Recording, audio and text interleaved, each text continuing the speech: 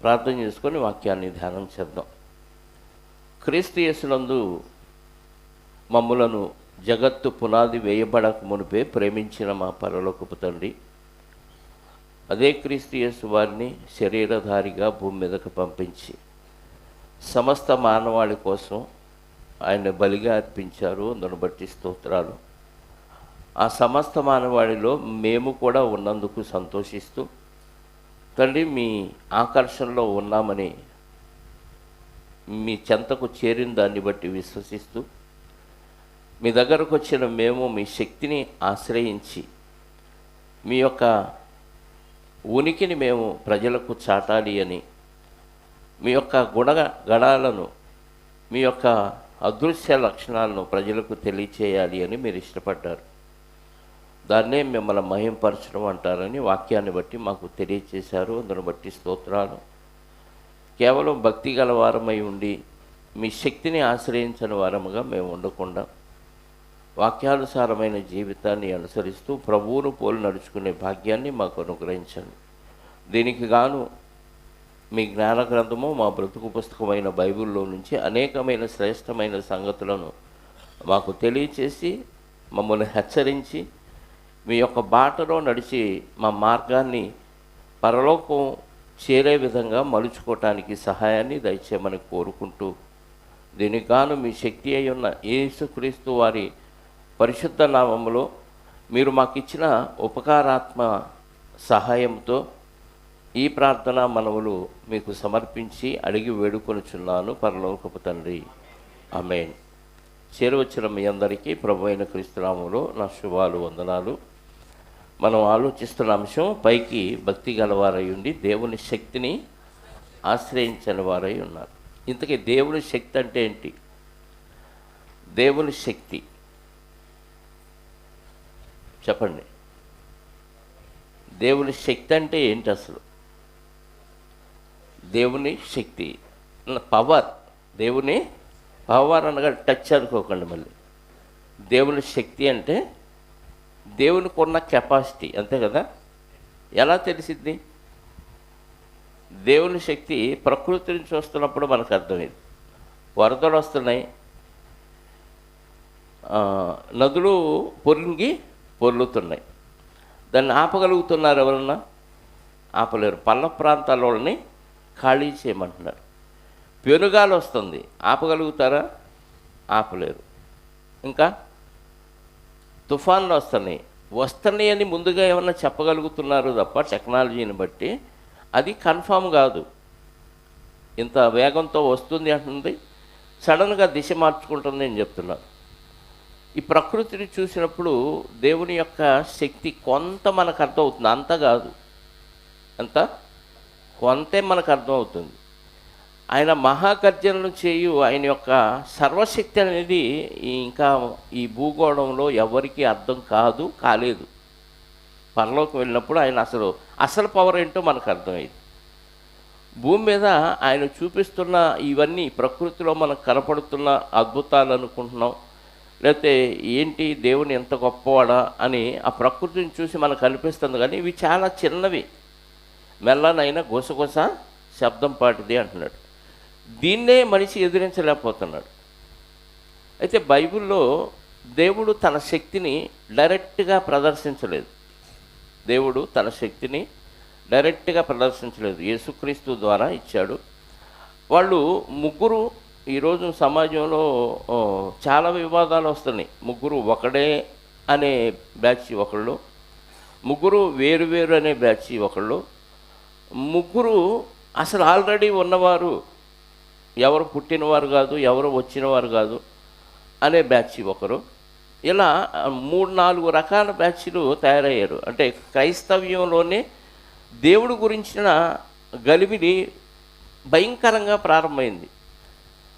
విషయం ఏంటంటే, ఇంతమంది వాదించిన మాదే రైట్ అని గట్టిగా ఎదుటి వాళ్ళని ఏలెత్తి చూపించి మరీ బెదిరించి మరీ ఛాలెంజ్లు చేస్తున్నారు. వీళ్ళందరిలో కనపడింది నాకేంటంటే ఆ ప్రేమతత్వం కనపడట్లేదు. అవతల వాడు వాక్యాన్ని నమ్మి ఇదే కరెక్ట్ అనిపించింది, నాకు మరొకటి అనిపించింది. ఈ అనిపించిన దాన్ని నాదే రైటు అని అవతల వాడిని తిట్టి దూషించి నీది తప్పుడు బోధ, నీ అబద్ధ బోధ, నువ్వు వేస్ట్, నువ్వు నరకానికి పోతావు అనే స్థితిలో అవతల వాళ్ళని కించపరుస్తూ అవమానపరుస్తూ చేస్తున్నారు. ఇందులో ముఖ్యమైన దేవుని ప్రేమ మిస్ అవుతుంది. మళ్ళీ డైలాగులు ఎట్లా ఉంటున్నాయి అంటే పైకి మేము ప్రేమతోనే చెబుతున్నాం, మేము ప్రేమతోనే వాళ్ళకి భోజనం పెడతాం, ప్రేమతోనే అన్నీ చేస్తాం అంటున్నారు. కానీ ఆ ప్రేమ అనే భావం ఆ వాయిస్లో కనపడట్లేదు. బెదిరింపు కదా, ఛాలెంజ్, మేమే గెలిచాం, మాదే రైటు, మేమే కరెక్టు అనే ఒక మూఢనమ్మకంతో వితండవాదం చేస్తూ ఎదుటివాడిని మాటల గారడితో మోసం చేసే స్థితిలోకి వీళ్ళందరూ వెళ్ళిపోయారు. ఒకళ్ళు కాదు, ముగ్గురు ఒకడే అనేవాళ్ళు అంత గట్టిగానే నిలబడుతున్నారు, వేరు అనేవాళ్ళు అలాగే నిలబడుతున్నారు. దేవుడు ఒక్కడే అనేది ఖచ్చితంగా బైబిల్ చెప్తుంది. నేను దేన్ని సపోర్ట్ చేసి దేన్ని విమర్శించడానికి ఈరోజు ఈ మాటలు చెప్పట్లేదు, కానీ దేవుని వాక్యంలో ఉన్నది మనం గమనిద్దాం అంతే. ఒకసారి కొరింథీయులకు రాసిన మొదటి పత్రిక 12వ అధ్యాయము 4వ వచనం చదవండి దయచేసి, చిన్న క్లారిటీ కోసం. 4, 5, 6 లేదా 6, 5, 4 వెనక నుంచి చదువుదాం. కొరింథీయులకు రాసిన మొదటి పత్రిక 12వ అధ్యాయము 6వ వచనం చదువుదాం. నానా విధములైన కార్యములు అంటే నానా విధములైన పనులు గలవు, కానీ అందరిలోనూ అన్నిటినీ, అందరిలో అంటే అందరిలో, మనుషుల్లోనేనా, దేవదూతల్లో కూడా చెప్పండి, మనుషుల్లోనేనా, దేవదూతల్లో కూడా, దేవదూతల్లో కూడా, దయ్యంలో కూడా, ఇంకా గట్టిగా చెప్తే సాతానులో కూడా జరిగించే క్రియలు దేవుడు కొన్ని చేస్తాడు. అలాగే ముగ్గురుగా మనం అనుకుంటున్నాం, తండ్రి, కుమార, పరిశుద్ధాత్మ. ఈ ముగ్గురిలో కూడా కలిగించేది, కార్యాలు చేయించేది దేవుడు ఒక్కడే. అందరిలోనూ అన్నిటినీ జరిగించు దేవుడు ఒక్కడే. అయితే ఎలా జరిగించాడు అని అంటే 5వ వచనం, మరియు పరిచర్యలు అంటే పనులు, పరిచర్యలు అంటే చాలా పనులు ఉన్నాయి, ఇవన్నీ నానా విధములుగా ఉన్నవి, కానీ ప్రభువు ఒక్కడే. ఎవరు ప్రభు అంటే ఇక్కడ యేసుక్రీస్తు వారిని తీర్చుకోవాలి. ఇప్పుడు ప్రభువులో కూడా పరిచర్యలు జరిగించింది ఎవరు? ప్రభువులో కూడా, అందరిలోనూ అన్నిటినీ అంటే హెడ్ ఆఫ్ ది డిపార్ట్మెంట్ ఎవరు? దేవుడు. మరి పరిచర్య కార్యక్రమాలు ఎవరి ద్వారా జరిగించాడు?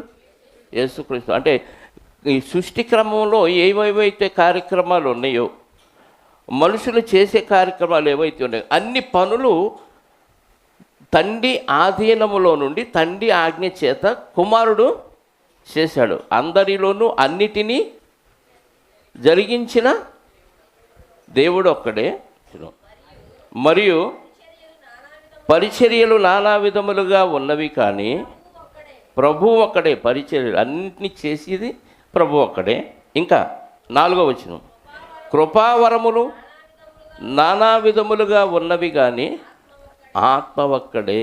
కృపావరములు అనగానే మళ్ళీ మనకు పక్కనే ఉంటాయి 7వ వచనం నుండి 9 రకాల కృపావరాలు ఉన్నాయి. అంటే కృపావరాల డిపార్ట్మెంట్ పరిశుద్ధాత్మది. సమస్త కార్యాలన్నీ, పరిచర్యలన్నీ యేసుక్రీస్తు వారి. వీళ్ళిద్దరిలోనూ, మనుషుల్లోనూ దేవదూతల్లోనూ అందరిలో అన్నిటినీ జరిగించేది దేవుడు ఒక్కడే. క్లారిటీ అంతా వచ్చేసింది. అంటే ఎవరి డ్యూటీ వాళ్ళు దేవుడు ఏర్పాటు చేశాడు, అయిపోయింది. ఇప్పుడు ఇక్కడ కృపావరాల్లో అద్భుతాలు, సూచక్రియలు, మహా కార్యాలు ఇవన్నీ ఉన్నాయి చూసారా. ఆది నుండి సృష్టి జరిగినప్పటి నుంచి ఇప్పటి వరకు ఏదైనా అద్భుతాలు, సూచక్రియలు, మహత్కార్యాలు ఇవన్నీ చేసేది కృపావరంలో అవి ఒక భాగం. ఇవన్నీ చేసేది ఎవరయ్యానంటే పరిశుద్ధాత్మ. ఆయనకి దేవుని శక్తి అని పేరు. మనకి నిర్గమకాండంలో మోషే గారు ఐగుప్తు నుంచి ఇశ్రాయేలును విడిపించే క్రమంలో ఐగుప్తులో చాలా తెగుళ్ళు తెప్పిస్తాడు. ఆ తెగుళ్ళు తెప్పించినప్పుడు నీటిని రక్తంగా మార్చే కార్యక్రమం వాళ్ళు చేస్తారు, మోషే గారు చేస్తారు, వాళ్ళు చేస్తారు, చేసినట్టుగా చూపిస్తారు. కర్ర పడేస్తే పాము అయింది, వాళ్ళు కూడా సర్పాన్ని చేస్తారు. కాకపోతే మోషే గారి సర్పం వాళ్ళ సర్పాలని మింగేసింది. ఇలా 2-3 చేస్తారు. కానీ ఒక క్రియ దగ్గరకు వచ్చినప్పుడు వాళ్ళు హ్యాండ్సప్ అంటారు. హ్యాండ్సప్ అన్నది కాక ఒక డైలాగ్ అక్కడ వాడతారు. 8వ అధ్యాయము నిర్గమకాండం 19వ వచనం చూడండి, 17 నుంచి చదవండి. శకునగాండ్రు అహరోను తన కర్రను పట్టుకొని చెయ్యి చాపి ఆ ఐగుప్తు దేశపు ధూళిని కొట్టగా పేలు మనుషుల మీదను జంతువుల మీదను ఉండెను. దేశపు దుమ్మేమైంది? పేలైపోయింది. పేలు అనగానే మళ్ళీ మిన్నల్లులు అనేది కూడా ఉంది. ఐగుప్తు దేశం అంతటను ఆ దేశపు ధూళి అంతయు దేశంలో దుమ్మంత ఏమైంది? ఇప్పుడు మన కళ్ళ ముందు ఇవన్నీ ఈ మట్టి ఇసుక ఈ దుమ్మంతా పేలైనవి అనుకోండి, మనం పేలిపాటు కదా. ఇక్కడ ఎవరు ఉండరు, ఒళ్ళంతా గీక్కునే పనిలోనే ఉండిపోతారు. ఆ దేశపు ధూళంతా పేలాయను. శకునగాండ్రు కూడా పేలను పుట్టించవలనని తమ మంత్రముల చేత చేసిరి, కానీ అది వారి వలన మనిషికి దేవుడు ఒక లిమిటేషన్ పెట్టాడు, అంటే ఒక బోర్డర్ పెట్టాడు. అంతకు మించి మనిషి ఇంకేమీ చేయలేడు. చచ్చేవాడిని ఏమైనా బతికించగలడా? చేయలేడు. చనిపోయినోడిని అసలు బతికించలేడు. అది దేవుడు పెట్టిన క్రమం. ఒక్క క్షణం కూడా ఆయుష్కాలాన్ని పెంచడం మనిషి వలన కాదు. మనిషి తన శరీర ధర్మాన్ని మించి ఏమి చేయలేడు. కొన్ని మాత్రమే చేయగలడు తప్ప దేవుడు పెట్టిన బోర్డర్ దాటి మనిషి ఏమీ చేయలేడు. అది దేవుని కెపాసిటీ, దేవుని శక్తి. దేవునికి శక్తిని మించిన వాడేం కాదు మనిషి. కానీ మనిషి ఈరోజు నేనే దేవుడిని అనే స్థితిలో నా శక్తి సామర్థ్యాలు అపారం అనుకునే భ్రమలో ఉండిపోతున్నాడు. ఇది సాతానుగాడు కల్పించిన ఓవర్ కాన్ఫిడెన్స్. వాళ్ళు ఏమన్నారు? ఇది కిందకు వచ్చేసరికి పేలు మనుషుల మీదను జంతువుల మీదను ఉండగా శకునగాండ్రు ఒక డైలాగ్ అన్నారు, ఇది దైవశక్తియే కానీ దైవశక్తి అని ఫరోతో ఏ శక్తి అంట? అంటే దైవాన్ని దేవుడు ఉన్నాడని అందరు నమ్ముతారు. కాకపోతే ఆ దేవుడిని వాళ్ళు ఒక బొమ్మ చేసుకొని అందులో ఈ దేవుడు ఉన్నాడనే భ్రమలో వాళ్ళు ఉన్నారు అయుక్తీయులు. అంటే వాళ్ళకి సాధ్యం కాంది ఏదైనా ఒకటి కనపడినప్పుడు, ఎదురైనప్పుడు అప్పుడు అంటారు. డాక్టర్లు కూడా చూడండి, మాకు మించిన వాళ్ళు ఎవరు లేరు, అన్నీ మేమే చేయగలం అనే ధీమాలో ఉన్న డాక్టర్లు అన్ని ప్రయత్నాలు అయిపోయిన తర్వాత మేము చేయవలసింది చేశాం, ఆ పైన పైవాడి దయ అంటాడు. పైవాడు ఎవడో చెప్పడం మళ్ళీ కదా. పైవాడు అంటే వాళ్ళు కూడా నమ్మేది ఏంటి? ఏ దేవుడు అనేది అది కాదు. కానీ ఇప్పుడు సందర్భము ఒక దేవుడు అనే ఆయన ఒక ఆయన ఉన్నాడు, మన శక్తికి మించిన వాడు అనేది వాళ్ళ అభిప్రాయం. అందరి అభిప్రాయం అదే. కాకపోతే ఆ పైవాడు ఎవరు అనేది తెలుసుకునే విధానంలోనే రకరకాలుగా ఫాలో అవుతున్నారు. ఆ రకాల్లో క్రైస్తవులుగా ఉండి క్రైస్తవుల్లో కూడా ఈ గలిబిలి ఇంకా తీవ్ర స్థాయిలో అన్యులకి అభ్యంతరకరంగా మారిపోయే స్థితిలో ఈ మీడియాలో భయంకరంగా గొడవలు పెట్టుకునే స్థితిలోనికి వెళ్ళటం విచారకరం. ఇది దైవశక్తి అని ఫరోతో అంటే ఇది మన శక్తి కాదు. అక్కడ ఫుట్ నోట్ చూడండి.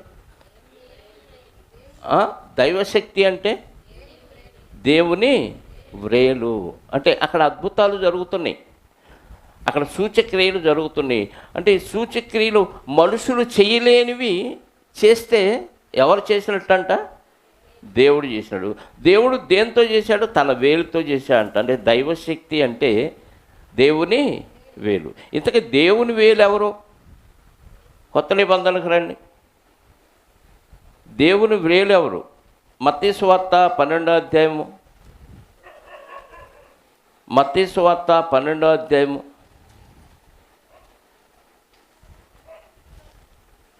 దెయ్యాలను వెళ్ళగొడుతున్నాడు యేసుక్రీస్తు వారు.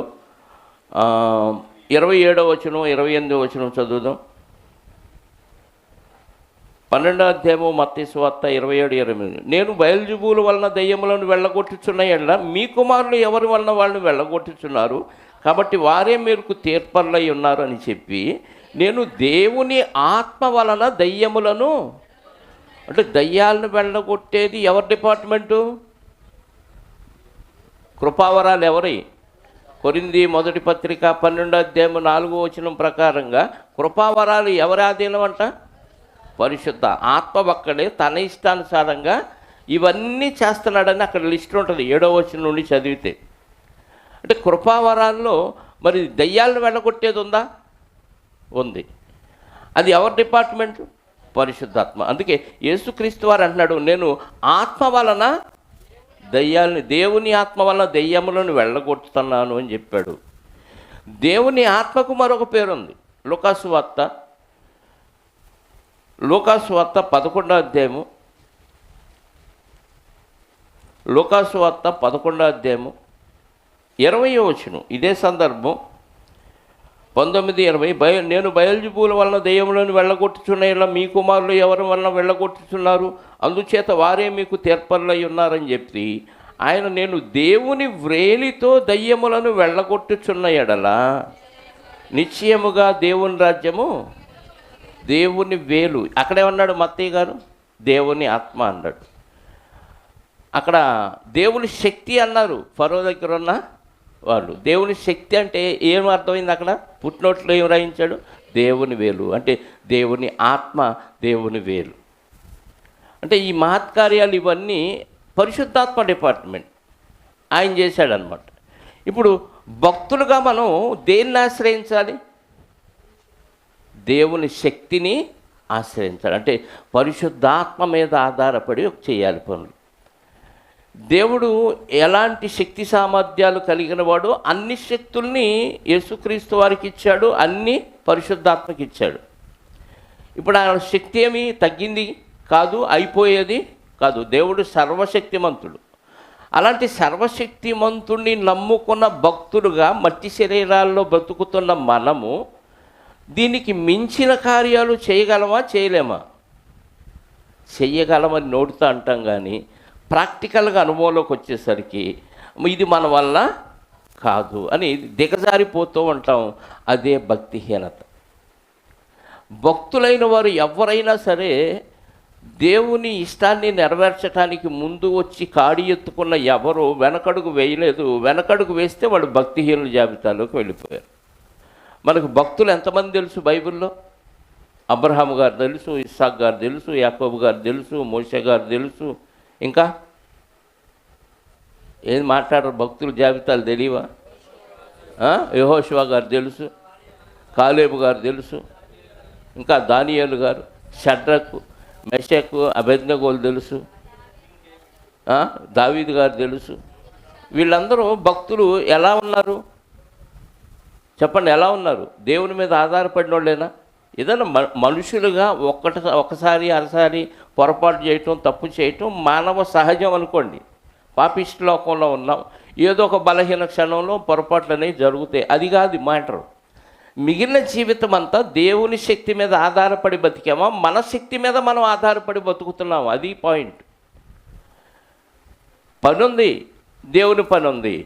దేనికి ఇస్తాం ప్రాధాన్యత? చెప్పాలి. దేవుడికి ఇస్తారా? దేవుడికి ఇస్తే అందరూ సమయానికి వచ్చి వస్తారుగా.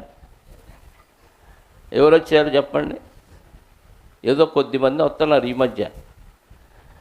జనాల్లో ఒక బుక్ పెట్టాను కదా, రిజిస్టర్ పెట్టాం. ఆ రిజిస్టర్లో వచ్చిన వాళ్ళందరూ ఆ సంతకం పెట్టి టైం వేయాలి అక్కడ. కొన్ని రోజులు జరిగింది, కానీ ఆ బుక్ మెయింటైన్ చేసేవాళ్ళు కూడా టయానికి రావట్లా. కర్మ ఏం చేస్తాం? బుక్ ఎత్తేసాం. అలాగే అనుదిన పరిశీలన పత్రం అని ఒక టేబుల్ ఇచ్చాను, ఉందా?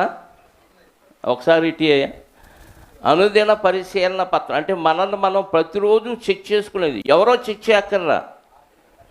ఆత్మీయ పరిశీలన పత్రం, అనుదిన ఆత్మీయ పరిశీలన పత్రం. నేను ఆత్మీయంగా ఎదిగానా, తగ్గానా, బలహీనపడ్డానా, వెనకడుగు వేశానా అని మనల్ని మనం చెక్ చేసుకోవడానికి ఒక లిస్ట్ ఇచ్చానండి.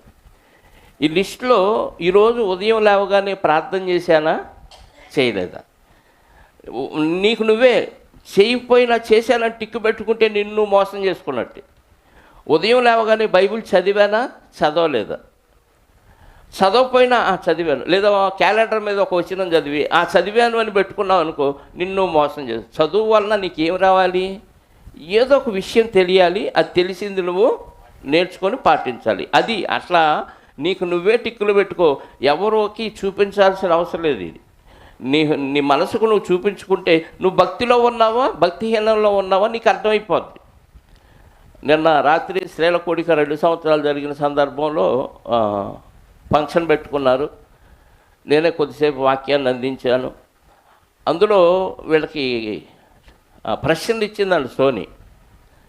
ప్రశ్నలు ఇవ్వటం వల్ల వీళ్ళు ఏం చేస్తున్నారు? బాగా చదువుతున్నారు. చదవటం వలన ఆ ప్రశ్నలకు ఆన్సర్ చెప్పటం మాత్రమే కాదు, అందులో ఉన్న విషయాలు కూడా, ఎప్పుడూ చదవని విషయాలు కూడా చదవటం వలన వాళ్ళకి ఏముంది, కొన్ని విషయాలు తెలియటం ప్రారంభమైంది. అంటే ఏ ఉద్దేశంతో వాళ్ళు ముందు ప్రశ్నలకి సమాధానాలు చెప్పాలి, ప్రైజ్ కొట్టారనే ఉద్దేశంతో వక్ర మార్గంలో వచ్చినా దాని వెనక ఒక కారణం కనపడుతుంది. ఏది? అందులో ఉన్న ఒక విషయాలు ఈ అధ్యాయం మనకు వదిలే, బోరు కొట్టిద్దని వదిలేసినోడు కూడా ఆన్సర్ చెప్పడం కోసం చదవటం వల్ల అందులో ఇంత విషయం ఉందా, నేను ఇంతకాలం అది చదవలేదే అని మరి నిన్న లూదియా కూడా చెప్పింది. అంటే ఉపయోగం ఉంది. అన్నీ చదవటం వలన, అనుదినము చదవటం వల్ల మనకి ఉపయోగం ఉంది. మన జీవితాలు సరి చేసుకునే అవకాశం ఉంది. ఇలా దీని గురించి ఎన్ని ఉన్నాయి విషయాలు ఇందులో? 12 ఉన్నాయి. మళ్ళీ దీన్ని కావాలనుకున్న వారు తీపిచ్చండి. ఇది నిజంగా యథార్థంగా పాటిస్తాననుకున్నారు. నువ్వు మోసం చేసుకోవటానికైతే ఇది అవసరం లేదు. ఎటు రోజు చేసేది అదే కాబట్టి. అర్థమైందా? దేవుడి శక్తి అంటే ఎవరు? పరిశుద్ధాత్మ.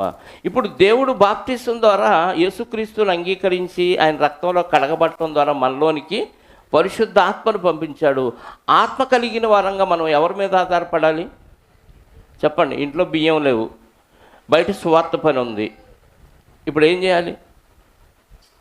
పనికి వెళ్ళి డబ్బులు సంపాదించి బజారు వెళ్ళి బియ్యం కొనుక్కొచ్చి ఇంట్లో ఇచ్చి సువార్త పనికి వెళ్ళాలా?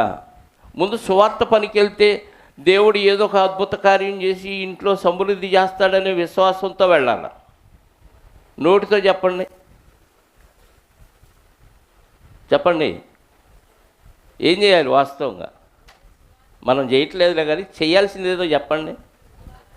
సువార్త పనికి ఎన్నిసార్లు అది ఎన్ని వందల సార్లు కాదు, ఎన్ని వేల సార్లు ఈ కార్యక్రమాలు ఎగ్గొట్టాం మనం. ఇప్పుడు దేవుని శక్తి మీద ఆధారపడ్డామా? దీన్ని బట్టి మరి ఏ శక్తి మీద? భర్త పని శక్తి మీద ఆధారపడుతుంది భార్య, అమ్మ వంట శక్తి మీద ఆధారపడుతున్నారు పిల్లలు, టీచర్ల చదువు శక్తి మీద ఆధారపడుతున్నారు అదే పిల్లలు చదువుల్లో. మరి దేవుడి మీద ఆధారపడటం అంటే చెప్పండి? దేవుడి మీద ఆధారపడటం, దేవుని శక్తిని ఆశ్రయించడం అంటే అర్థం ఏంటి? ఎన్ని కార్యక్రమాలకు ఎగ్గొడుతున్నారండి. నేర్చుకోవటానికే సమయాన్ని కేటాయించకపోతే మరి ఎప్పుడు నేర్చుకుంటారు, ఎప్పుడు పాటిస్తారు? ఈలోపు జీవితం చెప్పండి ఏమైంది? అయిపోద్ది. మొన్న 3 రోజుల క్రితం చంద్ర వాళ్ళ వదిన గారు, అంటే వాళ్ళ తోడల్లుడు అన్న భార్య ఏటాకరారు ఫుడ్ పాయిజన్ అయింది. సొరకాయ పచ్చడ, పొట్లకాయ పచ్చడి అంట, అది చేసుకొని తిన్నారు తల్లి కూతుళ్ళు. ఇద్దరికి వాంతులు విరోచనాలు. ఇద్దరు రమేష్ హాస్పిటల్లో జాయిన్ అయ్యారు. 3వ రోజు నిన్న తెల్లవారుజామున చనిపోయారు ఆవిడ 3 గంటలకి. చిరంజీవి, ఆమె పేరేంటి? చిరంజీవి లేదు, చిరకాలమేమో ఇక్కడ పేరు అయితే ఉంది కానీ వెళ్ళిపోయింది. ఏంటని అడిగితే ఫుడ్ పాయిజన్. దాంతో కిడ్నీలు పనిచేయటం ఫెయిల్ అయ్యాయి. డయాలసిస్ చేయాలనుకున్నారు కానీ చేయటానికి కూడా కిడ్నీలు సహకరించలేదు. కుమార్తె ఇంకా హాస్పిటల్లో ఉంది. కుమార్తెకి తల్లి చనిపోయిన విషయం కూడా తెలియదు. 4 వాంతులు 4 విరోచనాలు చాలు నీ బతుకు సంకనాగిపోవటానికి. అది మన పరిస్థితి. కానీ ఎంత గర్వంతో బతుకుతామంటే అసలు దేవుడు ఉన్నాడు, దేవుడిని నమ్ముకున్నామనే ఆలోచన బుర్రలో ఉన్నట్టు కూడా కనపడదు కొంతమంది ప్రవర్తన చూస్తుంటే. నా శరీర ఇష్టాలు నెరవేర్చుకోవాలి అనే ఆలోచనతోనే బతుకుతున్నారు, కానీ భక్తి ఎందుకు పాటిస్తున్నారో అర్థం కావట్లేదు. మరి జనాభా లెక్కలో చూస్తే అందరూ మహాభక్తులుగానే కనపడతారు. చర్చికి వెళ్ళే ప్రతి ఒక్కళ్ళు భక్తులేనా అంటే మరి భక్తులుగానే కనపడుతున్నారు. కానీ ఆ శక్తిని, పరిశుద్ధాత్మ శక్తిని ఆశ్రయించి ఆయన చేసే మహత్కార్యాలు, ఆ అద్భుతాలు మన జీవితంలో మనం చేయించుకునే స్థితిలో మన బతుకుడు ఉంటుందా. నేను అనుభవించాను, చాలా విషయాలు అనుభవించాను. ఒక్కడి సంపాదనతో ఇల్లు గడవాల్సిన స్థితిలో దేవుని పని అంటే షట్టర్ దించేసి వెళ్ళిపోయాను అంతే. చాలామంది సాక్షులు ఉన్నారు నాకు. నేను దేవుని పని కోసం అర్థాంతరంగా నేను తీస్తే షాపు, లేకపోతే ఇంకెవరు అసిస్టెంట్లు ఉంటారు నాకు. నేనే తీయాలి, నేనే ఊడ్చుకోవాలి, నేనే స్వీపర్ని, నేనే టీ అందించేవాడిని, అన్నీ నేనే చేసుకోవాలి. నేను షాప్ మూసేస్తే నాకు ఇంకా ఆదాయం లేదు. అలాంటి స్థితిలో నేను దేవుని కార్యక్రమాలకు ప్రాధాన్యత ఇచ్చాను కాబట్టి ఒకళ్ళ దగ్గర చెయ్యి చాపే పని లేకుండా దేవుడు నన్ను పోషించాడు, నా కుటుంబాన్ని పోషించాడు. నేను హ్యాపీగా బతుకుతున్నాను. ఎక్కడ ఎవరి దగ్గర దిగజారుడు కార్యక్రమం లేదు, ఎవరిని అడుక్కునే పరిస్థితి రానివ్వలేదు. కారణం ఆయన శక్తి మీద ఆధారపడ్డాను కాబట్టి. ప్రతి ఒక్కరూ దేవుని శక్తి మీద ఆధారపడాలని దేవుడు కోరుకుంటున్నారు, కానీ భక్తులు నామకార్థ భక్తులుగానే బతుకుతున్నారు తప్ప దేవుని శక్తి మీద మనం ఆధారపడలేదు. మొన్న మధురాల కాలనీలో ఒక సెమినార్కి వెళ్ళాను. సెమినార్ అంటే పాస్టర్ల ఫెలోషిప్. ఎప్పుడు చదివిన వాక్యమే ఆ దైవజనుడు చెప్తుంటే నాకు ఫ్లాష్లో ఒకటి వెలిగింది. ఒకసారి ఎఫ్ఎస్సి పత్రిక 3వ అధ్యాయము,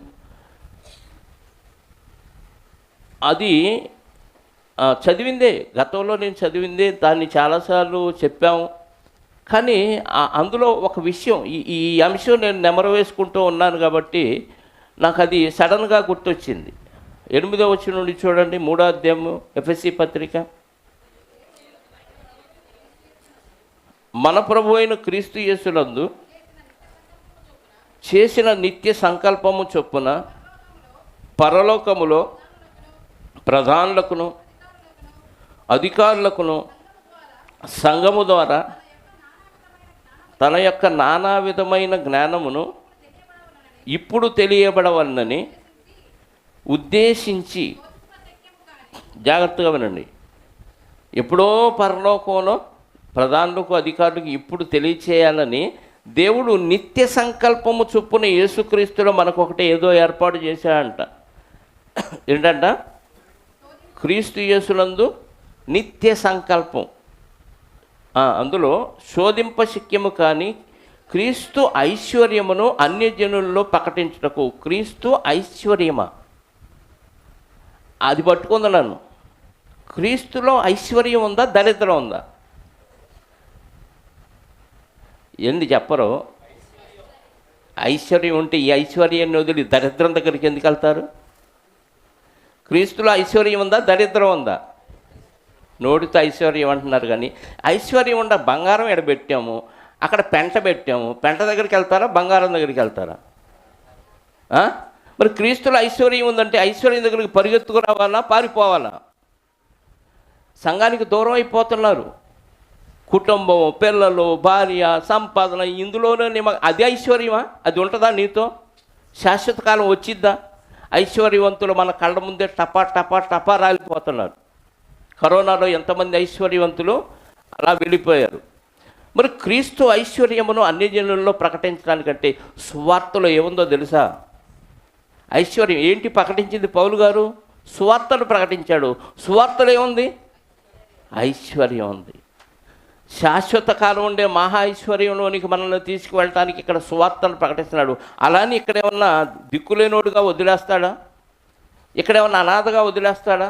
ఇక్కడ కాపాడ్డా? ఇక్కడ పోషించడా? ఇక్కడ రోగం వస్తే చూసుకోడా? ఇంత ఐశ్వర్యాన్ని ఇక్కడ విడిచిపెట్టి క్రీస్తు ఐశ్వర్యాన్ని పక్కన పెట్టి లోకంలో కనపడే ఐశ్వర్యం కోసం పాకులాడతాం అంటే అన్యుడికి నీకు తేడా ఏంటి చెప్పండి? చాలామంది సేవకులు సైతం ఈ ఐశ్వర్యాన్ని వాడుకుంటున్నారంతే, బతుకు తెరువు కోసం వాడుకుంటున్నారు తప్ప ఇందులో నిజమైన ఐశ్వర్యం ఉంది, ఇది దేవుని శక్తితో మనకి దేవుడిచ్చాడు అన్న విషయం మర్చిపోతున్నారు ప్రియులారా. అందుకే క్రీస్తు ఐశ్వర్యం మనకు అర్థమైపోతే ఆ సువార్తలో ఇంత ఐశ్వర్యం ఉందని అర్థమైతే అది ఎప్పటికైనా నేను దక్కించుకోవాలనే ప్రేరణతో ముందుకెళ్ళిపోతాం. లోకంలో వీటి కోసం పాకులాడవండి. పాకులాడుతూ ఉంటే నీకు క్రీస్తు ఐశ్వర్యం అర్థం కాలేదు, దేవుని శక్తి సామర్థ్యాలు అర్థం కాలేదు. దేవుని శక్తి నా శక్తి కంటే తక్కువ అని ఫీల్ అవుతున్నాను. నేను కష్టపడితే తప్ప నా కుటుంబాన్ని బతికించుకోలేను, పోషించుకోలేని దుస్థితిలో నీ ఆలోచనలు దిగజారిపోతున్నాయి అంటే దేవుని శక్తి మీద ఎక్కడ ఆధారపడ్డామని చెప్పండి.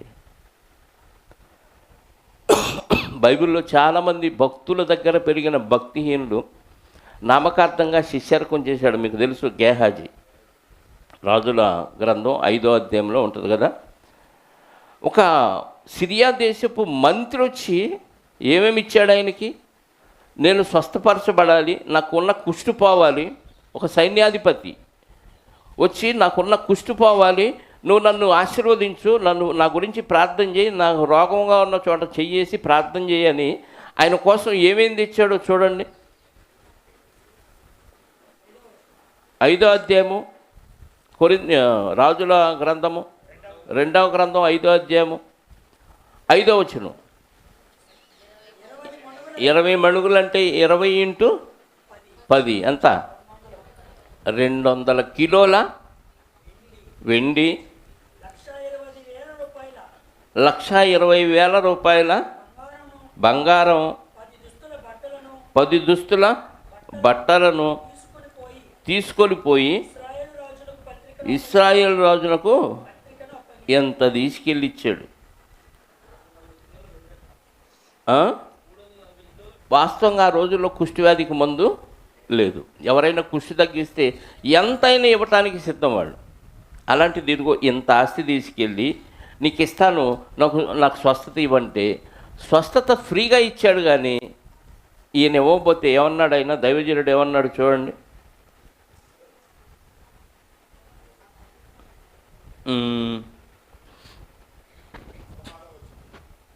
16 ఎలీషా, ఎవని సన్నిధిని నేను నిలవబడి ఉన్నానో ఇశ్రాయేలు దేవుడైన ఆ యెహోవా జీవము తోడు నేనేమీ తీసుకొనను అని చెప్పాను. ఏమన్నాడు? నేనేమి తీసుకోనండి. ఏది ఇంత ఆస్తి కళ్ళ ముందు కనపడుతుంటే ఏమి తీసుకోనన్నాడు. శుభమంతలని ప్రార్థన చేసి కృతజ్ఞతగా దేవునికి కానుకి అని అడుక్కుంటున్నారు పాస్టర్లు. సిగ్గుండొద్దు. దేవుని పేరుతో అడుక్కునే పాస్టర్లకి ఎవరికైనా సిగ్గుండాలో వద్దా? అడుక్కునే పాస్టర్ అంటే నిజంగా అడుక్కునేవాడి కంటే ఇది లోకంలో అడుక్కుంటారు చూడు, ఆ సిగ్నల్స్ దగ్గర, ఆ గుడి మెట్ల దగ్గర, వాళ్ళకంటే దౌర్భాగ్యాలు అడుక్కునే పాస్టర్లు. నిన్ను అడగాల్సిన పని ఇస్తంటే జరిగింది స్వస్థత జరిగినా కానీ ఇవ్వబోతుంటే ఏమన్నాడు? ఎవరి సన్నిధిని అంటే నేను దేవుని సన్నిధిలో ఉన్నాను, నా దగ్గర ఎవరున్నారో తెలుసా? దేవుడు ఉన్నాడు. నువ్వు ఇచ్చే ఆఫ్టర్ ఆల్ లోకాలను కలిగించిన దేవుడు నాకు తోడుగా ఉన్నా, ఆయన సన్నిధిలో నేను ఉన్నాను. ఫుల్ కరెంట్ నాలో ఉంటే నువ్వేంట్రా చిన్న చిన్న బెడ్ లైట్లు ఇస్తానంటావు అంటాడు. అర్థమైందా? ఫుల్ ట్రాన్స్ఫార్మర్, ఫుల్ కరెంట్ ఆయన. ఎవరి సన్నిధిని నేను నిలవబడి ఉన్నానో ఆ యెహోవా జీవము తోడు. ఆ జీవం శాశ్వతంగా ఉండేది, నీ జీవం పోయిద్ది.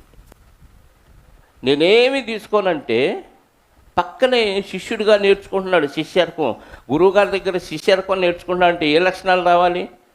గురువుగారి లక్షణాలు రావాలి. గురువుగారు చెడ్డోడైతే శిష్యుడు కూడా గురువుని మించిన చెడ్డోడు అవుతాడు. గురువుగారి దగ్గర మంచి శిష్యర్కం నేర్చుకున్నవాడు గురువుని మించిన మంచోడు అవ్వాలి, గురువును మించిన శిష్యుడు అవ్వాలి. మంచితనంలో చెడ్డోడులో గురువును మించినోడు అవుతాడు, మంచితనంలో గురువును మించినోడు అవ్వాలి. అలాంటి దౌర్భాగ్యుడిగా ఉండి గేహజీ అనే శిష్యుడు ఏం చేశాడు? అంతా పరిగెత్తుకెళ్తున్నాడు. ఆ రథం పోతుంటే ఈయన వద్దన్నాడు, బతిమలాడాడు. నీ పాద ధూళన్నా నాకు ఇవ్వయ్యా అని కొంచెం మట్టి పోగు వేసుకొని ఆ ధూళి తీసుకెళ్తున్నాడు ఈ నయమాన్ అనే కుష్టివ్యాధి వచ్చిన వ్యక్తి. అక్కడ పక్కనే ఉన్న గేహాజీ ఏం చేశాడో తెలుసా? 20వ వచనం. అంతటి దైవజనుడు ఎలీషా సేవకుడకు గేహాజీ సిరియనుడైన ఈ నయమాన్ను తీసుకొని వచ్చిన వాటిని అంగీకరించుటకు నా యజమానుడికి ఏంటో బుద్ధి లేనోడు మా యజమానుడు. యజమానుడు అంటే గురువుగారు, ఎలీషా గారు. ఎందుకు తీసుకోలేదా గురువు గారు? ఇది కూడా నాకు ఒక పాఠం అనుకోలా. ఏమనుకున్నాడు? ఏంటో ఈ పూర్తిగా అసలు ఈ డబ్బు లేకపోతే ఎలా బతుకుతాడు? ఈ పూరి గుడిసెలో ఈ పాకాల్లో ఎవరన్నా తెత్తే తినాలి, లేకపోతే లేదు. అదే ఇది ఉందనుకో, మార్కెట్లో అమ్ముకొని ఎన్ని కావాలంటే అన్ని సరుకులు వేసుకొని హ్యాపీగా బతకొచ్చు. మా గురువు గారికి ఏమీ తెలియదు. భక్తి అయితే ఉంది కానీ లోక జ్ఞానం ఏమాత్రం బొత్తిగా ఇది ఎలా బతుకుతాడో ఏంటో అనుకున్నాడేమో. అనుకొని నా యజమానుడికి మనసు లేదు, లేకపోయాను కానీ యెహోవా జీవముతోడు. ఏం వాడాడు పదం అక్కడ? మళ్ళీ ఇక్కడ కూడా యెహోవా జీవముతోడు. దొంగ భక్తులు కూడా వాడేది ఇదే. దేవుడి మీద ఆధారపడకుండా పేరు మాత్రం అంటే డూప్లికేట్ అని అర్థం కాకూడదు కదా ఎదుటోడికి. నేను డూప్లికేట్ పాస్టర్ అని అర్థం కాకుండా ఉన్నారంటే ఎవరి పేరు వాడాలి? బంగినపల్లి మామిడికాయలోనే అమ్ముతాడు. అన్ని బంగినపల్లి నుంచి వచ్చినాయా? ఉలవపాడు కాయలు అంటాడు. ఉప్పలపాడు కాయలు కూడా ఉలవపాడు కాయలనే అమ్ముతాడు కదా. మన చెట్లకు కాసిన మార్కెట్లో తీసుకెళ్ళి ఉలవపాడు అన్నాడు. ఆడికి ఏం తెలుసు? దాని మీద లోపల రాసి ఉంటుందా? ఏముండదుగా. పేరు చెప్పి, ఊరు పేరు చెప్పి కాయలు అమ్ముకోడు. దొంగ భక్తులు కూడా యెహోవా జీవంతోడు, యెహోవా నిన్ను రక్షిస్తాడు, యెహోవా నిన్ను కాపాడుతాడు, యెహోవా నిన్ను స్వస్థపరచును కాక. ఆడ శక్తి లేదాడ. యెహోవా ఉండి చేసే అంత పరిస్థితి అక్కడ లేదు. లోపల కల్మషం, కుట్ర, కుళ్ళు, ఈర్ష్య, ద్వేషం ఇవన్నీ ఉంటే యెహోవా ఎలా స్వస్థపరుస్తాడు? యెహోవా కార్యాలు జరగాలంటే నువ్వు ఆయనకి సరెండర్ అవ్వాలి. ముందు సరెండర్ అవ్వాలంటే ముందు నీలో ఉన్నవన్నీ వదిలించుకోవాలి. అందుకే యాకోబు పత్రికలో అంటాడు 1:21, సమస్త కల్మషమును విర్రమీగుచున్న దుష్టత్వమును ఉంచుకొని అన్నాడా, మానేసి అన్నాడా? మానితే అప్పుడు వాక్యం నీలో పనిచేసిద్ది, నీ ఆత్మను రక్షించిద్ది. ఇది మానేయకుండా అలాగే ఉంచుకుంటే ఏంటి? వాక్యం మనలో పని చేయాలంటే అసలు మన వాక్యానుసారంగా బతకపోవటానికి కారణం ఏంటో తెలుసా? వాక్యానుసారంగా మనం బతకలేకపోవటానికి కారణం ఏంటో తెలుసా? ఒక మాట చూడండి, హెబ్రీ పత్రిక 12వ అధ్యాయం 4:12. ఎందుకనగా దేవుని వాక్యము సజీవమై బలము గలదై రెండంచులు గల ఎటువంటి ఖడ్గము కంటెను వాడిగా ఉండి ప్రాణాత్మలను, కీళ్లను, మూలుగను విభజించునంత మట్టుకు దూరుచు హృదయము యొక్క తలంపులను, ఆలోచనలను ఎక్కడ దాకా వెళ్తుందంట? మనం వానిత్యగా సెలైన్ ఎక్కిస్తారు. ఎక్కడ దాకా పోయిద్ది? ఇంజక్షన్ ఇక్కడే చేతికే పెడతాడు. ఆ సెలైన్ ఎక్కుతుంటే ఎక్కడ దాకా వెళ్ళిద్ది? పోనీ రక్తం ఎక్కిస్తారు ఒంట్లోకి, ఇక్కడే ఎక్కిచ్చేది చేతి మీదే, కానీ ఎక్కడ దాకా వెళ్ళిద్ది చెప్పండి? సర్వ శరీరంలోనికి వెళ్ళిద్దా? అరికాల నుంచి నడినెత్తి వరకు ఎక్కడెక్కడ నరాలు ఉన్నాయో, రక్తనాళాలు అన్నిట్లోకి సరఫరా అయిపోద్ది. మరి వాక్యం బుర్రలోకి ఎక్కితే, నీ మనస్సులో దాన్ని గ్రహించి హృదయంలో పెట్టుకుంటే, హృదయములో ఉన్న వాక్యం ఏమైంది? ప్రాణాత్మలను, కీళ్లను, మూలుగను విభజించినంత మట్టుకు దూరుచు హృదయము యొక్క తలంపులను, ఆలోచనలను శోధించుతా. అక్కడ దాకా వెళ్తుందా? అది పాయింట్. వాక్యం అయితే చెవుల్లోకి ఎక్కుతుంది, కానీ ఎక్కిన వాక్యం ఈ హృదయం యొక్క ఆలోచనలు, తలంపుల్లోనికి దూరనివ్వట్లా మనం. ఎందుకంటే మనకి ఏముందంటే వాక్యం ప్రూఫ్ ఉంది, బుల్లెట్ ప్రూఫ్ లాగా. నిజంగా వాక్యం ఎక్కడ దాకా వెళ్ళిద్దో కెపాసిటీ ఇచ్చాడు దేవుడు, అక్కడ దాకా వెళ్ళనివ్వట్లా మనం. వెళితే ఆటోమేటిక్గా నీ కీళ్ళు, నీ మూలుగా, నీ ఎముకలు, నీ అవయవాలన్నీ వాక్యానుసారంగా నడుస్తాయి. నడవట్లేదంటే చెప్పండి. కాళ్ళలో సత్తువు లేదు, కాళ్ళకి శక్తినిచ్చే ఒక ఇంజక్షన్ చేశారనుకోండి, వెంటనే కాలు ఏం చేసిద్ది? శక్తి వచ్చి పరిగెత్తిద్ది. ఓస చెయ్యగలిగిన వాడికి ప్రభు స్వస్థతనిచ్చాడు, వెంటనే చెయ్యి చాపగలిగాడు, పని చేయగలిగాడు. పుట్టు కుంటివాడికి కాళ్ళు ఇచ్చాడు, కాళ్ళు బలపడి ఏమైనాయి? నడిచాడు, పరిగెత్తాడు, గెంతాడు, పరిగెత్తాడు. చూపులేని వాడికి చూపించాడు, కళ్ళేం చేసినాయి? చూసినాయి. మరి వాక్యం నీ హృదయం యొక్క తలంపులు, ఆలోచనలకు దూరితే, కీళ్లలోనికి, ఎముకల్లోనికి, మూలుగలోనికి దూరితే, ఇవన్నీ ఏం చేయాలి? దేవుని కోసం పని చేయాలి. చేయట్లేదంటే దూరం ఇస్తున్నామా, దూరం వేయట్లేదా? ఏం మాట్లాడరు. ఎప్పుడు భర్త, భార్య, పిల్లలు, వంట, వార్పు, పడుకోవటం, ఎప్పుడు పోతావు నిద్రలో. హార్ట్ అటాక్ వచ్చి పోతావు. ఊరకనే వస్తున్నాయి హార్ట్ అటాకాలు తెలుసా? మరి ముఖ్యంగా కరోనాలో వ్యాక్సిన్ వేయించుకున్న వాళ్ళకి త్వరగా వస్తున్నాయి.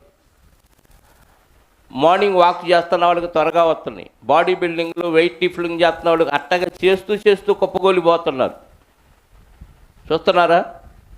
లేదు ఏంటంటే ఎప్పుడో మున్సిపాలిటీ వాటర్లో ఏ కోతే కుక్క చచ్చిద్ది, ఆ వాటర్ తాగుతావు, దెబ్బ ఉంటే 4 వాంతులు, 4 విరేచనాలు, డయేరియా, అంతే. ఆ తర్వాత బరియలే. పోయేదానికి ఎందుకండి పాకులాట? భక్తి అంటే ఏంటి? దేవుని శక్తిని ఆ గేహాజీ ఏం చేశాడు? ఏం తెచ్చుకున్నాడు చెప్పండి? ఏం తెచ్చుకున్నాడంట? యెహోవా జీవంతో డైలాగ్ వాడి మళ్ళీ పరిగెత్తుకొని పోయి అతన్ని కలుసుకొని అతని వద్ద ఏదైనాను ఎంతో కొంత చచ్చినోడి పెళ్ళికి వచ్చిందే కట్టం అనక అంత వద్దులే కొద్దిగన్నా తెచ్చుకుందాం అనుకుంటున్నాడు. ఆయన దగ్గర ఏదైనా తీసుకొందును అనుకొని నయమాను తన రథము నిలుపమని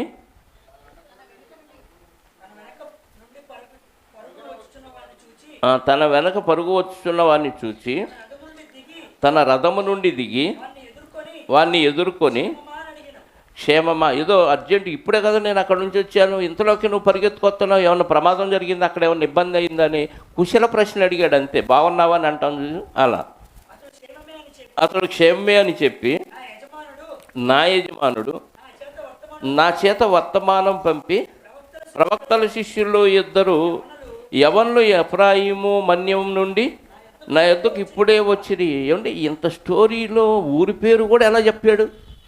మరి 2 అన్నాడు. అసలు ఆ స్టోరీ ఎలా వచ్చిందంటే, నువ్వు దేవునికి దూరం అయితే కాకెమ్మ కథలు అన్ని ఎత్తాడు వాడు. ఎవడు? వాడు కథలు చెప్పేవాడు కదా. సడన్గా ఆలోచన ఎలా వచ్చిందంటే, ఈ పరిగెత్తా అనే ప్లాన్ వేసుకున్నాడు అనమాట. ఏం చెప్పాలి అయ్యగారికి? అయ్యగారు వద్దన్నాడు, నాకు ఇయ్యానంటే బాగోదు. గురువుగారే వద్దంటే నీకు బుద్ధి లేదా? శిష్యుడిగా ఆయన దగ్గర ఏమి నేర్చుకున్నావు అన్నాడు అనుకో, పరువు పోయింది. కాబట్టి ఏమన్నానంటే ఒక స్టోరీ అన్నది. ఏ స్టోరీ? ఆయనకు అవసరం లేదు, కానీ ఆయన దగ్గరికి ఇప్పుడే కొత్తగా 2 వచ్చారయ్యా, వాళ్ళకి ఏదన్నా చేయాలి కదా. గురుగారి దగ్గర ఏమి లేదు, చూసావుగా, నీలాంటి వాడు ఇస్తేనే తీసుకోలేదు. ఆయన ఎవరి దగ్గర తీసుకునేవాడు కాదు. ఇంట్లోనేమో ఏమీ లేవు, సరుకులు లేవు, బియ్యం లేవు, ఏమీ లేవు. ఆయన ఎవరి దగ్గర తీసుకోడు, మొహమాటస్తుడు. అందుకే నేను వచ్చాను. అది కూడా ఆయన కోసం కాదు, నా కోసం కాదు. ఎవరి కోసం అంట? ఎఫ్రాయిం మన్యం నుంచి 2 యవ్వనస్తులు శిష్యులు ఎఫ్రాయిం మన్యము నుండి ఆయన యొద్దకు ఇప్పుడే వచ్చిరి గనుక నీవు వారి కొరకు 2 మణుగుల వెండియు 2 దుస్తుల బట్టలు దయచేయమని ఎలీషా గారే పంపించారు నన్ను. ఆయన కోసం కాదు, నా కోసం కాదు, ఇప్పుడే కొత్తగా వచ్చిన వాళ్ళ కోసం 2 జతల బట్టలు 2 మణుగుల వెండి. 2 కదా అంటే ఈయన భార్యకి అనుకున్నాడేమో మరి 2కి. మళ్ళీ నేను ఒక మణుగు తీసుకొని ఆమెకి ఇపోతే ఊరుకోదు ఇంటికి వెళ్ళినాక. కాబట్టి 2 జతల బట్టలు 2 మణుగుల వెండి, అది చాలు.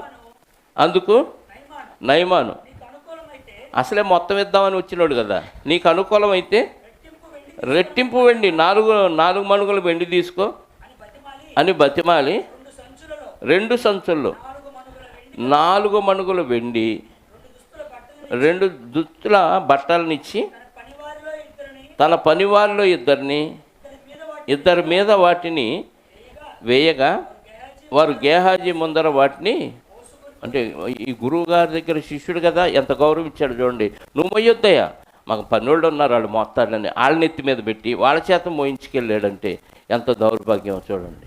మళ్ళీ వాకిటి దాకా రాగానే మళ్ళీ గురువుగారికి తెలిసింది కాబట్టి మీరు ఎక్కడే ఆగిపోండి అని వాకిటి బయటే వెళ్ళి ఆపేసి అవి తీసుకెళ్ళి తన గుడారంలో దాచేసుకొని ఖాళీ చేతులతో గురువుగారి దగ్గరికి వచ్చాడు. నిజంగా దేవుని శక్తి ఏంటో చూశాడా ఈయన గేహాజీ? చూశాడా చూడలేదా? చూశాడు కదా. నయమానికి చెప్పాడు, ఇదిగో నువ్వు యోర్దాను నదిలో 7 సార్లు మునుగు, నీ దేహం పసిపిల్లవాని దేహం అని కుష్టంతా పోయి స్వస్థత నీకు వచ్చిందని ఎలీషా గారు చెప్పగానే వెళ్ళాడు. ఏదో పనివాడు చెప్పడం వల్ల మునిగాడు, మొత్తానికి స్వస్థత వచ్చి చూశాడు. అంతకుముందు కుష్టున్న నయమాన్ని చూశాడు గేహాజీ, ఇప్పుడు కుష్టు తగ్గిన నయమాన్ని చూశాడు. దేవుని శక్తి ఎంత గొప్పదా! ఇలాంటి గురువుగారి దగ్గర విద్య నేర్చుకుంటున్నాను, ఎంత ధన్యుణ్ణి నేనని పొంగిపోవలసినోడు లోకాన్ని చూశాడు, లోకాశల్లో పడిపోయి ఎంత దరిద్ర బతుకు బతికాడో చూడండి. ఆయనకి తగ్గిన కుష్టు ఈయన కుటుంబం మొత్తానికి ఎంతకాలం అంట అక్కడ 27వ వచనం చూడండి. నయమానును కలిగిన కుష్టు నీకును నీ సంతతికిని సర్వకాలము అంటియుండునని చెప్పగా, సర్వకాలం అంటే నయమాను ఫ్యామిలీలో నుంచి వచ్చిన వాళ్ళేనేమో ఈ కుష్ఠోళ్ళంతా. సారీ గేహాజీ కుటుంబంలోంచి వచ్చిన వాళ్ళేమో ఈరోజు మన కుష్ఠు కనపడేవాళ్ళు. ఎందుకంటే ఆయన సంతానం అభివృద్ధి చెందుతూ కుష్ఠవ్యాధుడు 10 మంది పుడితే ఆ 10 మంది వాళ్ళకి మళ్ళీ 10 మంది. అంటే ఇలాంటి కార్యక్రమాలు చేసే వాళ్ళందరికీ ఈ కుష్ఠు వచ్చిద్దేమో. అర్థమైందా? దేవుని శక్తిని అంత గొప్ప గురువు గారి దగ్గర ఉండి దేవుని శక్తి సామర్థ్యాలు అంతకుముందు చాలా చేశాడు ఆయన. ఎలీషా గారు ఎన్నో అద్భుతాలు సూచక్రియలు దేవుని శక్తితో చేసిన ఎలీషా గారి దగ్గర శిష్యత్వం పొంది కక్కుర్తి పడ్డాడంటే దేవుని శక్తిని ఆశ్రయించలా, తన స్వశక్తి మీద ఆధారపడి బతుకుతున్నాడు గేహాజీ. ఇలాంటి భక్తిహీనులు బైబిల్లో చాలామంది ఉన్నారు పిల్లలు. ఈ తరంలో మనం యేసుక్రీస్తు వారు చేసినవి ఏమీ చూడలేదు. యేసుక్రీస్తు వారు జీవించిన కాలంలో చేసిన మహత్కార్యాలు ఇవన్నీ చదివాం. అవి కూడా ఎందుకు రాయించాడు? యోహాను సువార్త 20వ అధ్యాయంలో మనకి చెప్పాడు 30-31 వచనాలు. ఏమని? యేసు దేవుని కుమారుడైన క్రీస్తు అని మీరు నమ్మునట్లును, నమ్మిని ఆయన నామమందు జీవం పొందునట్లును ఇవి వ్రాయబడెను. యేసు దేవుని కుమారుడైన క్రీస్తుని నమ్మటానికే అవన్నీ చేశాడయ్యా. దేవుని శక్తితో ఆయన చేశాడు. దేవుని శక్తి అంటే దేవుని వేలు, దేవుని వేలు అంటే పరిశుద్ధాత్మ. ఇప్పుడు అదే పరిశుద్ధాత్మను బాప్తీసం పొందటం ద్వారా దేవుడు మనలోనికి ఇచ్చాడు. నాలో పరిశుద్ధాత్ముడు ఉన్నాడంటే ఎంత శక్తిమంతుడిని నేను బలహీనుడిని, నా వల్ల కాదు, నాకు చేత కాదు అనే మాట మన నోట్లోంచి రాకూడదు. వచ్చిందంటే మనం పరిశుద్ధాత్మ మీద ఆధారపడలేదని అర్థం. ఇప్పుడు శ్రీకాంత్ ఎప్పుడు వాక్యం చెప్పలా, మరి వాక్యం లోపల ఏం చేసింది? ప్రేరేపించింది, రగిలించింది. చెప్పాలి. ఏం చెప్పాలి? ఇదిగో క్రీస్తు వ్యతిరేకంగా బతుకుతున్న వారు ఇలా ఉండకూడదు, ఇలా ఉండాలి, దేవుణ్ణి సేవించాలి. దేవుణ్ణి సేవించటం అంటే ఆయన్ని అనుసరించాలి. మద్యం సేవించటం అంటే తెలుసు మనకి కదా, పానీయాలు సేవించటం తెలుసు, ఆహారాన్ని సేవించడం తెలుసు, ప్రజల్ని సేవించడం తెలుసు. ప్రజల్ని సేవించడం అంటే ఆయన పొగట్టమే ప్రజల్ని సేవించడం భక్తులుగా. దేవుణ్ణి సేవించడం తెలియదు. దేవుణ్ణి సేవించాలంటే లోపల ఆత్మ సహాయాన్ని కోరుకోవాలి. ఎందుకంటే ప్రార్థన విషయంలో కానీ చేసే విషయంలో ప్రతి విషయంలో ఆత్మ సహాయమే మనకు ఉంటుంది. ఒకవేళ మనకు తెలియని విషయాలు కూడా పరిశుద్ధాత్మ మనలో ఉండి తెలియచేస్తూ ఉంటాడు. ప్రార్థన విషయంలో మనకు రోమాపత్రిక 8వ అధ్యాయం చెప్తాడు కదా, 26-27 వచనాల్లో మనం యుక్తంగా ప్రార్థన ఎలా చేయాలో కూడా మనకు తెలియదు. మరి అప్పుడు హెల్పర్ ఎవరు? పరిశుద్ధాత్మ. ఉచ్చరింప శక్యము కాని మూలుగలతో ఆయన ఆత్మే మన పక్షంగా విజ్ఞాపన చేయుచున్నాడు. మరియు హృదయములను పరిశోధించువాడు ఆత్మ యొక్క మనసు ఏదో ఎరుగును. ఆత్మ యొక్క మనసు ఏదో ఎరుగును. కాబట్టి ఆత్మ ప్రార్థన విషయంలో మనకు సహాయం చేస్తున్నాడు. ఎందుకంటే మనలో ఉన్న పరిశుద్ధాత్మ దేవునితో మన విషయాలు చక్కగా అర్థమయ్యేటట్టు తెలియచేయగలిగిన సామర్థ్యం కలిగినమాట. అలాంటి పరిశుద్ధాత్మ దేవుని శక్తి అని చెప్తున్నాడు. మరొక వచనం చూడండి, తిమోతికి రాసిన 2వ పత్రిక 1వ అధ్యాయం 7వ వచనం చదివిందే. దేవుడు మనకు, తిమోతికి రాసిన 2వ పత్రిక 1వ అధ్యాయం 7వ వచనంలో దేవుడు మనకు శక్తియు ప్రేమయు, అంటే పరిశుద్ధాత్మకి ఎన్ని బిరుదులు చెప్పాడు ఇక్కడ? దేవుని ప్రేమ పరిశుద్ధాత్మలో ఉంది, దేవుని శక్తి పరిశుద్ధాత్మలో ఉంది, ఇంద్రియ నిగ్రహము కలిగించే శక్తి కూడా పరిశుద్ధాత్మకు ఉంది. ఇంద్రియాలు మనకున్నాయి, దేహం ఉంది కాబట్టి ఇదిగో ఈ ఇంద్రియాలు అంటారు ఇవన్నీ. ఇందులో పంచేంద్రియాలు అంటాం కదా, జ్ఞానేంద్రియాలు, ఇవన్నీ బాహ్యంగా కనపడే ఇంద్రియాలు. అంతరేంద్రియాలు ఉంటాయి, అది లోపల ఉన్నవి, బయటికి కనపడేవి, కాళ్ళు చేతులు ముక్కు చెవి నోరు, ఇవన్నీ ఇంద్రియాలు. ఈ ఇంద్రియాలని కంట్రోల్ చేసే శక్తి కూడా ఎవరికి ఉందంట? నేను చేయకూడదు అనుకుంటూనే చేశాను, తిట్టకూడదు అనుకుంటూనే తిట్టాను, తినకూడదు అనుకుంటూనే తిన్నాను, తాగకూడదు అనుకుంటూనే తాగాను. ఈ డైలాగులు ఉండవేక. అర్థమైందా? ఎందుకు? నిన్ను కంట్రోల్ చేసే శక్తి ఎవరికి ఉంది? నీలో ఉన్న పరిశుద్ధాత్మ. ఆ పరిశుద్ధాత్మ శక్తి మీద ఆధారపడకుండా మనం భక్తి చేస్తే అది భక్తి అనరు. రొటీన్గా కొన్ని కార్యక్రమాలు చేసుకెళ్ళిపోతారు తెలుసా భక్తులు. కొంతమంది మనకు అలవాటైన పనులు అలా రొటీన్గా చేసుకెళ్ళిపోతారు. చాలామంది తాగుబోతులు, తిరుగుబోతులు, వ్యభిచారులు, లోకంలో పడి బతికేవాళ్ళు భక్తి సాగిస్తూ ఉంటారు. వాళ్ళు గురువుగారు ఏదన్నా పని చెప్పారనుకోండి, రొటీన్గా పని చేసుకుపోతాడు. నీకు అర్థమైందా? రొటీన్గా చేసి వాడు తాగి కూడా పని చేసేవాళ్ళు చాలామంది ఉన్నారు మందిరాలు. గుంటూరులో చాలా చర్చిల్లో చూసాం. వాళ్ళ డ్యూటీ ఏంటి? పాస్టర్ గారు చెప్పాడు నేను ఈ పని చేయాలి, నేను ఎలా ఉన్నా పర్లేదు, అది రొటీన్గా గంట కొట్టాలి పలాంటి ఆయనకు వచ్చి అంటే వాడు వస్తాడు, తాగి గంట కొట్టి వెళ్ళిపోతాడు. ఇంకొక ఆమె ఊడ్చి రావాలి, ఆమె శుభ్రంగా ఊడ్చి వెళ్ళిపోద్ది. ఆమె క్యారెక్టర్ ఎలా ఉందో మనకు అనవసరం. అంటే మన పరిస్థితి ఎలా ఉన్నా పర్లేదు, రొటీన్గా దేవుడి పనులే చేస్తున్నానే భ్రమలో ఉన్నవారు చాలామంది ఉన్నారు. అలా దేవుడికి నచ్చదు, అది భక్తి అనరు. అది ఒక ఉద్యోగం అంతే. ఏ ఉద్యోగం? ఏదో జీతం ఇస్తాడు, పాస్టర్ గారు తులమ పొలం ఇస్తాడు కాబట్టి ఊడ్చేవాళ్ళు ఊడుతారు, గంట కొట్టేవాడు గంట కొడతాడు. ఈ కార్యక్రమాలు ఏదో ఆశించి చేసేవాళ్ళు. అది భక్తి కాదు. భక్తి అంటే నిన్ను నువ్వు దేవునికి సమర్పించుకొని దేవుని శక్తి మీద ఆధారపడి నాకు క్రీస్తు ఐశ్వర్యం కావాలి అనే ఆలోచనలో ఉండి నిజమైన విశ్వాసిగా నువ్వు దేవుని కార్యక్రమాలు చేస్తూ దేవుని సేవించేదే నిజమైన భక్తి.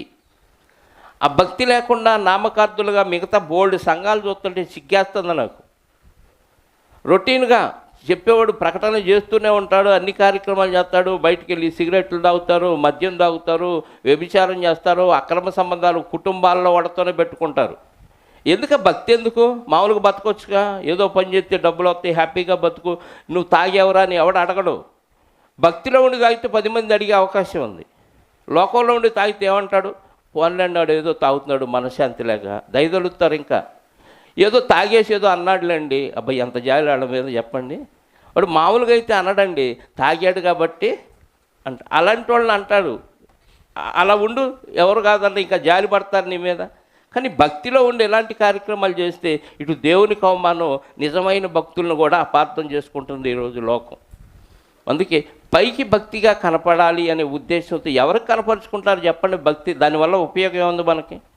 మన భక్తి దేవుడికి కనపరుచుకోవాలి. నిజమైన వాక్యానుసారమైన భక్తి కలిగి ఉన్నానా, ఈ భక్తి వల్ల నాకు పరలోకం ఇస్తుందా లేదా అనే ఆలోచనతో మనం బతకాలే తప్ప ఏదో జనాలను మెప్పించడం కోసం, లోకంలో ఒక గౌరవం రావటం కోసం భక్తి కొనసాగిస్తే మనకి ఎలాంటి ప్రయోజనం ఉండదండి. కనుక పైకి భక్తి గలవారిగా ఉండి దేవుని శక్తి అయిన పరిశుద్ధాత్మను మనం ఆశ్రయించకుండా ఉండకూడదు.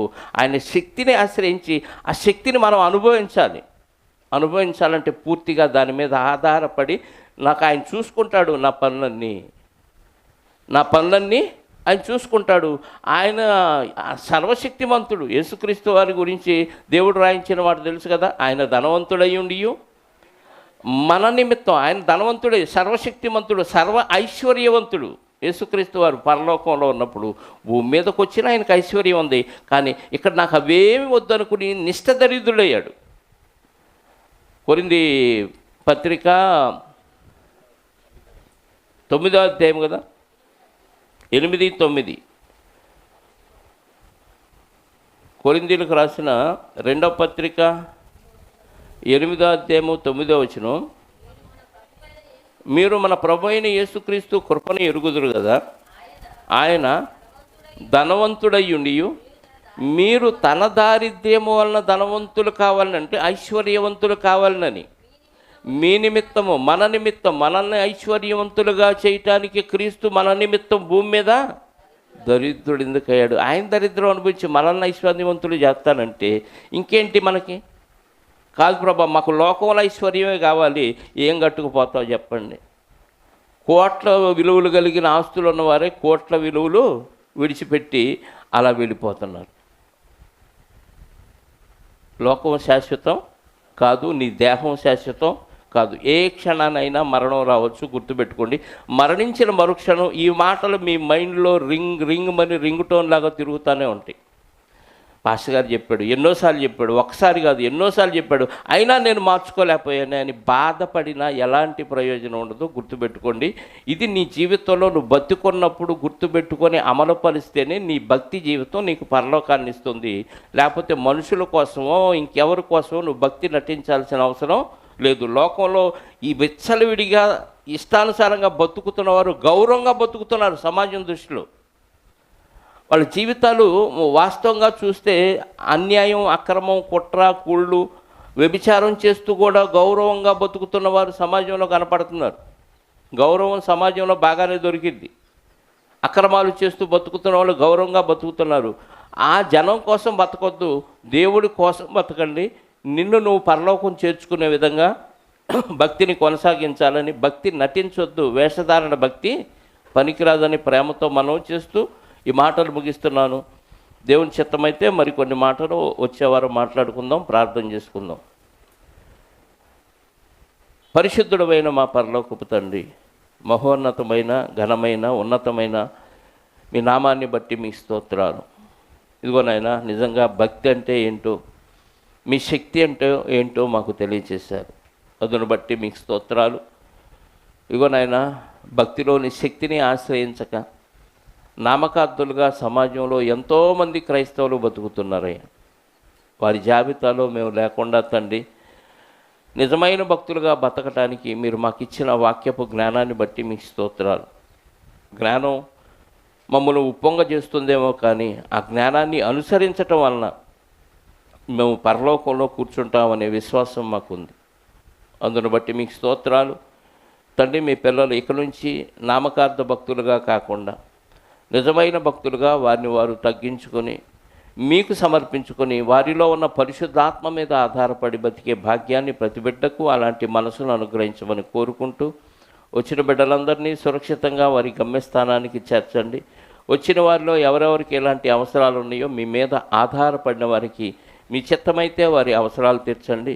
మీ మీద ఆధారపడని వారు కూడా తండ్రి మీకు కృతజ్ఞతలు తెలపటానికి కూడా ఒక అద్భుత కార్యం మీ చిత్తమైతే వారి విషయంలో చేయమని కోరుకుంటూ, మరి ఈ కార్యక్రమం అనంతరం మేము అనమర్లపూడి బయలుదేరి వెళ్ళుచుండగా మరి ఆత్మరోగానికి కూడా వైద్యం ఉంది అన్న విషయాన్ని అక్కడ తెలియచేయటానికి మరి సిద్ధపడి ఉండగా తండ్రి, శరీర సంబంధమైన వ్యాధులను వారు మరి డాక్టర్ల చేత చూయించుకొని ఆత్మ సంబంధమైన రోగాన్ని కూడా తీసివేసుకునే మనసును ఆ పిల్లలకు అనుగ్రహించమని కోరుకుంటూ, మహిమ, ఘనత, ప్రభావాలు మా అందరి ద్వారా మీరే పొందుకొనమని మా రక్షకుడు నీ ప్రియకుమారుడైన క్రీస్తు యేసు యొక్క స్వస్థత కలిగిన నామములో ప్రార్థించి అడిగి వేడుకొనిచున్నాను పరలోకపు తండ్రి. ఆమేన్. మనందరి కన్న తండ్రి అయిన దేవుని ప్రేమ, ఆయన ప్రియకుమారుడైన యేసుక్రీస్తు వారి కృప, పరిశుద్ధాత్మ యొక్క అన్యోన్య సహవాసము ఇప్పుడు ఎల్లప్పుడూ సకల పరిశుద్ధులకు సదాకాలము తోడయుండి నడిపించునుగాక. ఆమేన్. అందరికీ వందనాలు. Thank you very much.